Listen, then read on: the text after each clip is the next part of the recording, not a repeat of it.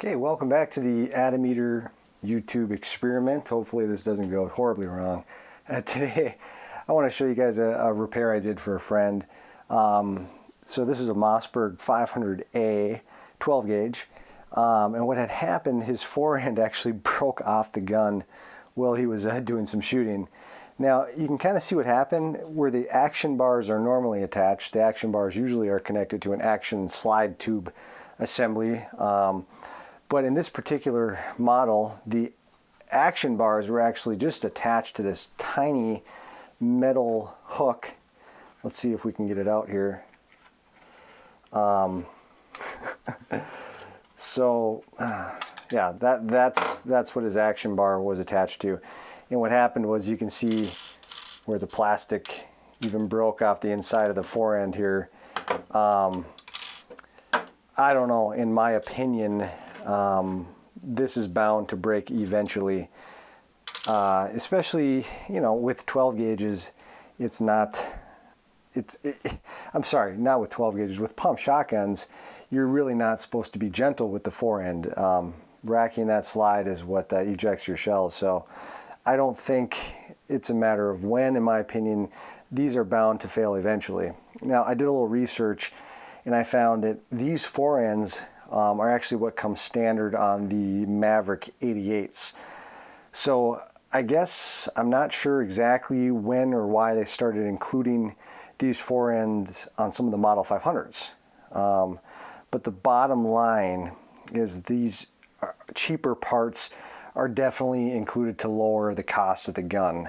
But what is the cost, you know, to you if this failure, you know, happens in a self-defense situation? Obviously, this is a tactical shotgun. It's kind of designed for self-defense. So now I've seen people swap these forends out because just they look and feel cheap. But I think this proves the point that they are cheap. And if you have this type of forend where all it is just a plastic forend, little metal hook, which is all that connects to your action bars, I think you're making a wise choice swapping it out for an actual action slide tube.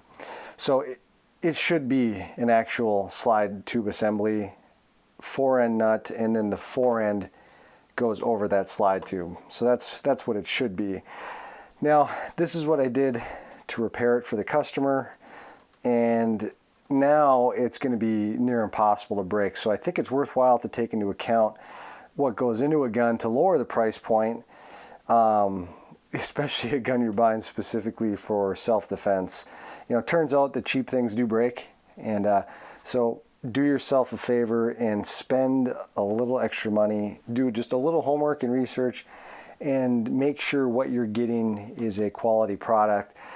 This repair, the cost of this repair was just a little under $100. I could have gone a little cheaper. I wanted factory Mossberg parts. So this is all factory, you know, slide tube, factory everything.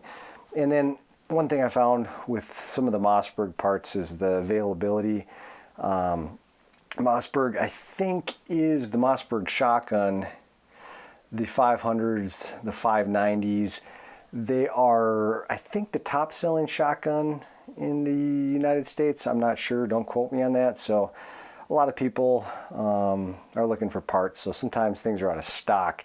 But I'd spent under $100. I think my friend spent $450 on the shotgun. So I like I said, this is the first I've seen a Maverick forend in a Model 500.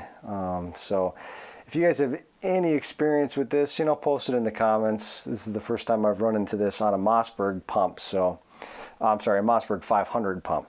But thanks for watching, and have a great rest of your day.